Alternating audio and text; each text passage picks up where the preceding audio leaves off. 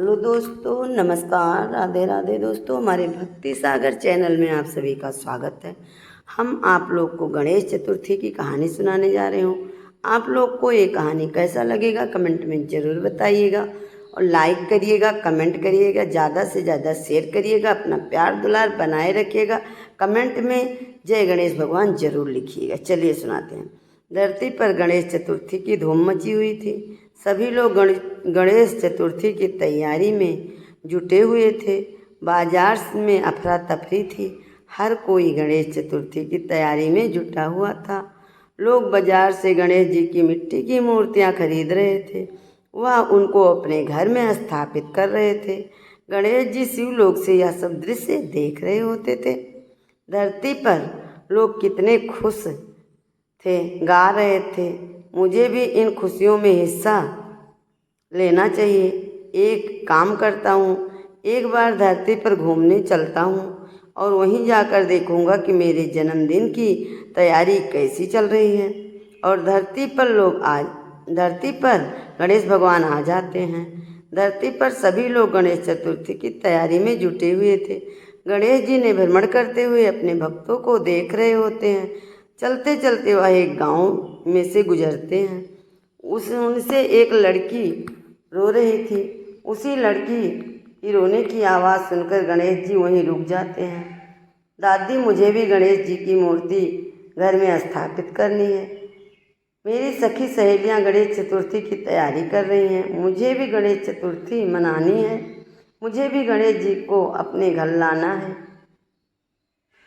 प्रिया, क्यों जिद कर रही हो? तुम्हें तो पता है ना, हमारे पास 2 वक्त के खाने के पैसे नहीं हैं। हम गणेश जी को अपने घर कैसे लेकर आएंगे? अगर हम गणेश जी को अपने घर लाएंगे तो उनको हमें अच्छे पकवान, मिठाइयाँ, फल, खिलौने खिलाने होंगे और हमारे पास तो इतने पैसे भी नहीं हैं। अगर गणेश जी हमारे घर आए तो वह भूखे रह जाएंगे। हाँ दादी, आपने यह भी सही कह रही हो। अगर गणेश जी हमारे घर आएंगे तो वो भूखे रह जाएंगे। हम उन्हें अपने जैसा खाना तो नहीं खिला सकते ना। हाँ गणेश, मुझे माफ़ कर दो। इस साल हम तुमको अपने घर नहीं ला पाएंगे। आप अब क्या कर सकते हैं? हमारे पास इतने पैसे नहीं हैं कि हम तुम्हें अपने घर बुला सकें। और मेरे माता पिता जीवित होते तो हम जरूर तुमको अपने घर ले आते। कोई बात नहीं है, अगले साल हम तुम्हें अपने घर जरूर बुलाएंगे। मेरे भक्ति कितने भोले हैं। इन्हें लगता है कि मैं बहुत चढ़ावे से प्रसन्न होता हूँ, लेकिन इन्हें ज्ञात नहीं है मैं तो मनुष्य के भक्ति भाव से ही प्रसन्न रहता हूँ। मुझे जाकर इनकी मदद करनी चाहिए। अरे बालक, तुम कौन हो? भैया, मेरा नाम गणेश है। मेरे पास कोई घर नहीं है। क्या मैं कुछ दिन के लिए आप लोग के साथ रह सकता हूँ? इसके बदले आपको जो बोलेंगे मैं वह सारे काम कर दिया करूँगा और मैं आपकी सारी बात भी मानूँगा। यह बालक कितना कोमल है। इसे मैं अपने घर में रख सकता हूँ। इसे मैं खाना मना नहीं कर सकता, वरना मुझे पाप लगेगा। कोई नहीं, कुछ दिन की ही तो बात है।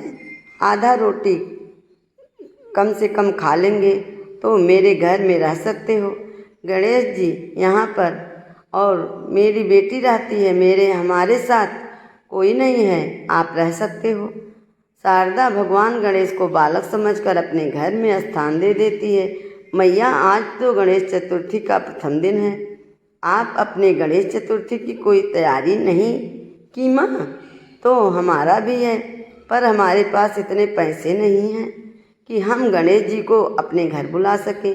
अरे भैया, गणेश धन दौलत से खुश होकर थोड़ी आते हैं। वह तो अपने भक्तों के भाव को देखते ही। एक बार गणेश को अपने घर तो बुला कर देखो, वह आपके सारे कष्ट हल लेंगे।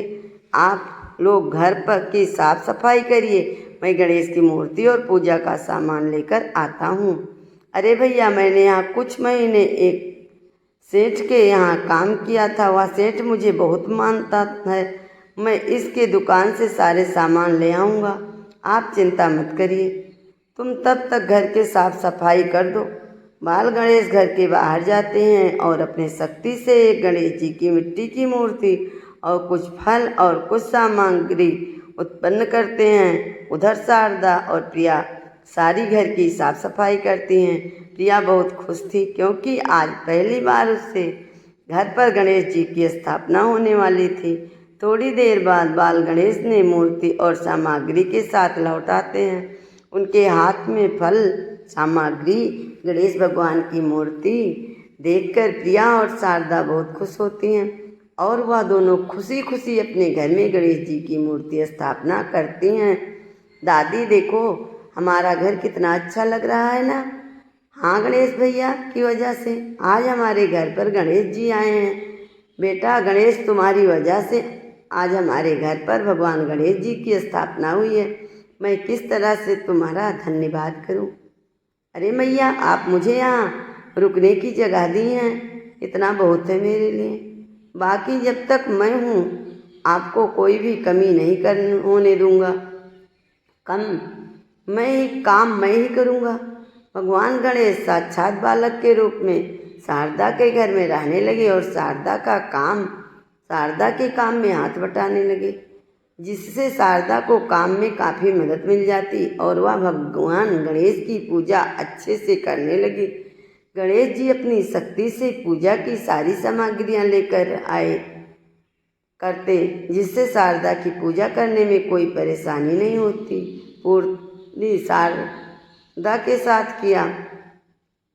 प्रिया भी गणेश जी की पूजा में बैठी जाती थी और साक्षात गणेश जी अपने भक्तों की सेवा में जुटे हुए थे। प्रिया और शारदा को यह पता नहीं था कि गणेश कोई बालक नहीं है बल्कि भगवान गणेश हैं। देखते देखते गणेश चतुर्थी के 9 दिन अच्छे से गुजर जाते हैं। आज गणेश चतुर्थी का आखिरी दिन था। सभी लोग गणेश चतुर्थी को विसर्जन करने के लिए ले जा रहे होते हैं। सारे गांव उत्साह और हर्ष और के साथ जुटा हुआ था।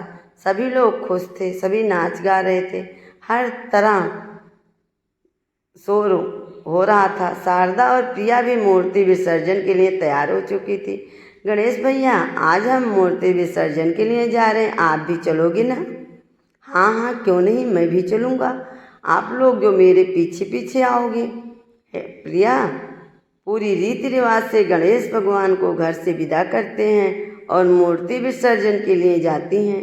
नदी में गणेश भगवान की मूर्ति विसर्जन करने के बाद जब प्रिया और शारदा अपने घर आती हैं तो अपने घर को देखकर चौंक जाती हैं। वे देखती हैं कि उनकी टूटी हुई घर की जगह एक बड़ा आलीशान महल खड़ा था। जब वो दोनों घर के अंदर घुसती हैं तो देखती हैं उनका घर सोने के सिक्कों से भरा हुआ था। दादी देखो, गणेश जी हमारी पुकार सुन ली। उन्होंने हमारे टूटे हुए मकान को महल बना दिया। सही है बेटा, लोग गणेश जी को ऐसे ही विघ्नहर्ता नहीं कहते। उन्होंने तो कुछ ही दिनों में हमारे सारे विघ्न हर लिए। पर दादी, गणेश भैया कहाँ हैं? वो तो हमारे साथ विसर्जन के समय भी नहीं थे। हाँ, यह तो मैंने भी ध्यान नहीं दिया। जो कहीं वो बाहर भटक तो नहीं गया बेचारा? भैया, इसकी कोई ज़रूरत नहीं है, तो मैं तो 10 दिन के लिए आया था। अब धरती पर मेरा समय पूरा हो गया। मेरे भक्तों ने मुझे विदा कर दिया। आप चिंता मत करो, मैं अगले साल फिर से आपके पास आऊँगा और आपके साथ रहूँगा। अरे पगली, तू अभी नहीं समझ पाई? यह भगवान गणेश की आवाज़ थी और हमारे साथ रहने वाला गणेश कोई और नहीं था, भगवान गणेश ही थे जो बालक के रूप में हमारा कष्ट हरने के लिए आए थे। प्रिया और उसकी दादी समझ गई कि गणेश कोई और नहीं, कोई बालक नहीं, वह स्वयं गणेश भगवान थे। यह जानकर दोनों की आंखें भर आई। भगवान गणेश की कृपा से शारदा के घर में खुशियों के दिन लौट आए। अब उनके पास किसी चीज़ की कमी नहीं थी। वह धन्य धान्य से संपन्न हो चुकी थी। इसके बाद वो हर साल गणेश